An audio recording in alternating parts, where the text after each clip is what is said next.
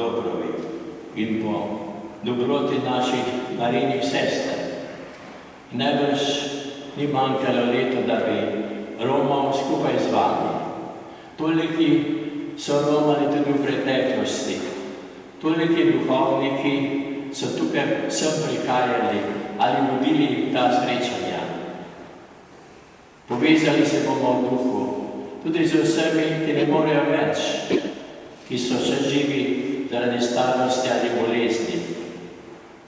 Kot Božji otroci, kot Marijini otroci, zapojmo Gospodovo molitev.